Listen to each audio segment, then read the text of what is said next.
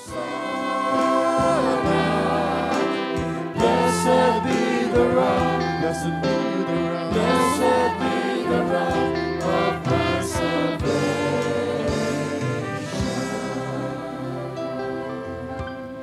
Amen. Salamat o Diyos. Malakas mapuri kay Yahweh El Shaddai. Amen. Tayo sama-sama manalangin. Come, Holy Spirit, fill the hearts of your faithful and kindle in them the fire of your love. Amen. Amen. Ang ating pong reflection Bible verse po ay hanguin po natin sa Kawikaan, chapter 17, verse 17. Ang kaibigan ay nagmamahal sa lahat ng panahon at sa oras ng kagipitay, kapatid na tumutulong. Amen. Malakas na papuri kay Yahweh El Shaddai. Magsiupo po tayong lahat. Amen. Salamat o Diyos. Praise the Lord. Challenging ang araw ulit. Amen. Salamat o Diyos. So, tanong po mga kapatid. Lahat naman po tayo may mga kaibigan po. Sino may mga kaibigan? Taas ang mga kamay. Amen. Salamat sa Diyos. Amen. So, kanya-kanyang mga paraan ng ating pagtawag. Friendship, friendly, beshi, BFF, at kung ano-ano pa po, di ba po? So, ito pong kapangyarihan ng pagkakaibigan base sa ating personal na pagninilay. So, may ilan po tayong ibabahagi. So, ang una po, ang sabi po, ang pagkakaibigan bilang regalo mula sa Diyos. Amen po ba? So, naniniwala po ba tayo na ang bawat isa ay regalo ng Diyos? Amen. Ang pagkakaibigan na hindi lamang emosyonal na koneksyon, kundi isang spiritual na ugnayan na nagpapalakas ng ating pananampalataya. Amen.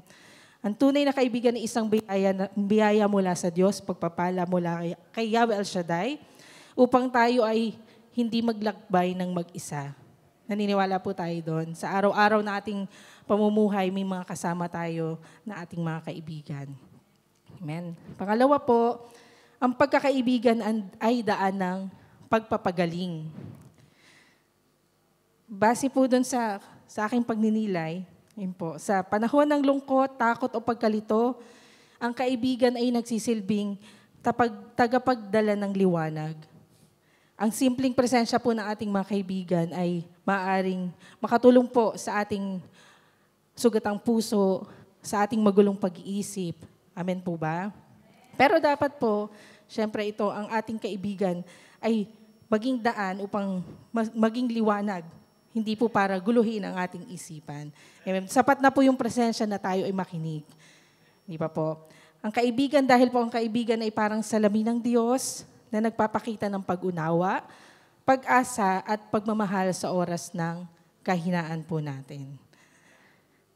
Sumunod naman po, ang pagkakaibigan na may layunin. Ano nga po ba itong layunin natin? Ano po? Ang mga kaibigan ay katuwang po natin sa ating paglilingkod, sa pagtawag ng Diyos sa ating buhay. Hindi lang po natin kasama sa kasiyahan, kundi ito ay katuwang po natin sa ating misyon. At ano po yung ating misyon? Isa po sa ating misyon ay ang maipakita at maipadama po natin ang pag-ibig ni Kristo sa ating kapwa. Amen po ba? Amen. At hindi po tayo magdudulot ng pagkakabahagi o dibisyon dahil ang misyon po natin ay ipalaganap ang mabuting balita ng Diyos. Isa po ito sa ating misyon sa mundo. At pagkakaibigan na nagpapalago at nagpapalakas ng ating pananampalataya. Ang kaibigan ay hindi lamang po tagapakinig o tagapayo, tagapagpalakas. Ito po ay tagapagpaalala din po sa atin sa tunay na halaga natin sa mundo. Ang mga kaibigan ay tumutulong po sa atin upang maging mas mabuting tao po tayo. Sa paghubog po ng ating karakter, pananaw at pananampalataya. Siyempre po yung paghubog ng karakter, una po nating natututunan na po ito sa ating tahanan, sa ating mga magulang. Katulong din po ang ating mga kaibigan dahil sa araw-araw po na ating sila'y nakakasama, tumutulong din po ito na mahubong ating individual na karakter tungo sa ating layunin at misyon sa mundo. Amen po. Ang pagkakaibigan na isang spiritual na kasangkapan para sa personal na paglago po natin. Ang panalangin po ng isang kaibigan ay makapangyarihan. Kaya nga po, di ba, meron tayong mga prayer body na makakatulong po na magpalakas ng ating pananampalataya. Dahil sabi nga po sa Ecclesiastes chapter 4, dalawa ay mas mabuti kay isa sapagkat mas malaki ang gantimpala ng kanilang pagsisikap.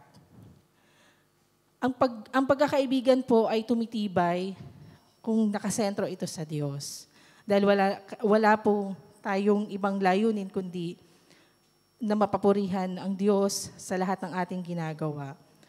Magkasamang nagdarasal sa ating paglilingkod at nagtataguyod ng ating pananampalataya. Dahil sabi po sa Mateo chapter 18, kung saan may 2 at 3 nagkakatipon, naroroon ako sa kanilang kalagitnaan. Tulad po ng ating mga ginagawa, tayo ay mga magkakapatid, magkakaibigan sa Panginoon. Amen. Pagkakaibigan na may sakripisyo. Ang tunay na kaibigan na handang magsakripisyo, umunawa at magpatawad. Hindi nag-iiwanan sa gitna ng pagsubok. Ang pagkakaibigan hindi palaging madali. Naniniwala po ba kayo? Dahil ang pagkakaibigan dumadaan din po sa mga pagsubok sa kanilang bawat relasyon. Ngunit ito ay isang commitment na may kasamang grasya mula sa Diyos. Sa ating mga pagsubok sa bilang magkaibigan, nandun po yung sinasabi po natin na nung dumaan tayo sa mga pagsubok, isang kaibigan ng hindi bumitaw, hindi man nagsalita, hindi man nagsalita, pero ang presensya ay sapat na po, sapat na upang maramdaman po natin na hindi tayo nag-iisa. Amen po. So, pikit po natin ating mga mata at isipin po natin, sino po sa ating mga kaibigan ang naging instrumento po ng Diyos sa ating buhay. Marapat po na atin pong pasalamatan o bigyan ng mensahe na naging daan siya ng Diyos, naging instrumento siya ng Diyos upang ako ay mapagpala. Amen? Ipinapaalala po na ang tunay na pagkakaibigan na hindi lang pakikisama, kundi ito ay paglilingkod natin sa Diyos. Na dapat tayo ay maging kaibigan na marunong makinig, marunong magpatawad, marunong magdasal sa kaibigan at marunong magsakripisyo kung kinakailangan. Ito ay isang paalala po sa atin mga kapatid na walang hanggan na kabutihan ng Panginoon sa atin at hanghabag ang kanyang pag-ibig. Sabi po sa 1 chapter 15 verse 15, hindi ko na kayo tinatawag na alipin, kayo'y tinawag kong mga kaibigan. At mga kapatid, sa ating paglalakbay sa buhay, hindi po natin maiiwasan yung mga pagsubok po, ang mga problemang minsan tila napakabigat, ngunit tandaan po natin na hindi tayo nag-iisa. Meron tayong Diyos na siyang unang tumawag sa atin bilang kaibigan.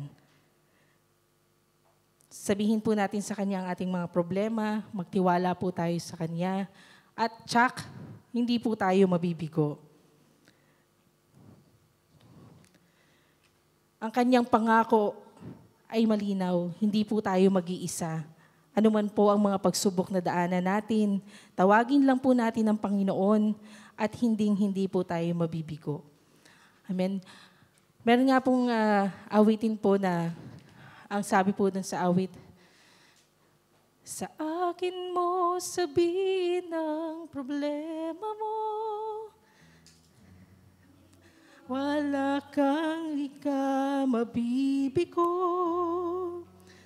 Kasama mo ako sa hirap at ginhawa at may karamay ka sa iyong pagdurusa. Kapag nasaktan ka ay huwag kang susuko. Kahit may takot,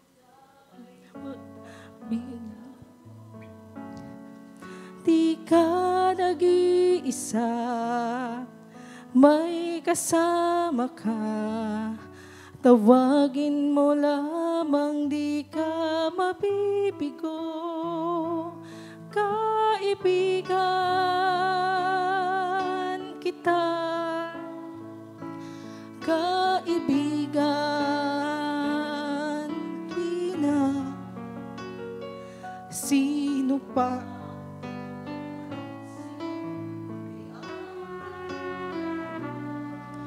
Kaibigan mo ako. At ang sabi ng Diyos, ngayong nalaman mo na may kasama ka, hinding-hindi kailan pa man mag-iisa. Kasama mo ako sa hirap at ginhawa, at may karamay ka pagturo sa salamat sa Diyos, kaibigan. Thank you, Lord. Kita, kaibigan, tuwina.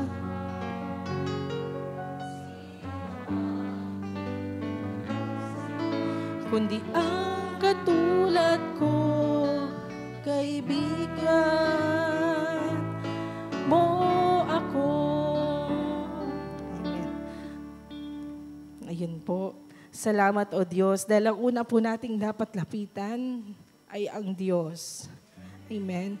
Ang kaibigan po natin dito sa mundo ay ginagamit ng Diyos na instrumento upang maging salamin ng Diyos para tayo ay mapagpala at malagpasan ng mga pagsubok natin dito sa mundo.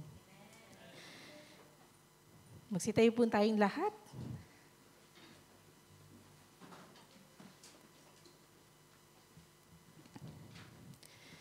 Panginoon, kami po ay nagpapasalamat sa iyong presensya sa araw ng aming buhay. Salamat sa paalala na hindi kami nag-iisa. Nandito ka kasama namin, Panginoon. Ikaw ang aming kaibigan na tapat at handang umalalay sa hirap at ginhawa. Panginoon, salamat sa biyaya ng pagkakaibigan. Naway patuloy kaming magtiwala at lumapit sa iyo sa bawat oras at bawat sandali ng aming buhay. At naway maging daluyan kami ng iyong pag-ibig sa aming mga kaibigan. Lahat ng ito ay aming dalangin sa pangalan ng Panginoong Kristo. Amen. At tayo po ay sabay-sabay ng ating sabayang bigkas para sa aklat ng Awit, chapter 25, verse 8 to 14. Mabuti si Yahweh at makatarungan sa mga sarili, guro at patnubay. Sa mababang loob, siya yaong gabay at nagtuturo ng kanyang kalooban. Tapat ang pag-ibig, siya nang umaakay sa tumatalima sa utos at tipan. Ang iyong pangako, O Yahweh, ay tupdin. Sa mga sala ko'y iyong patawarin. Ang tumatalima sa Panginoong Diyos, ang landas ng buhay, kanyang matatalos. Uunlad ang buhay at ang mga supling. Mamumuhay itong ligtas sa lupain. Sa tumatalima, siya'y kaibigan at tagapagturo ng banal na tipan. Amen. Salamat sa Diyos.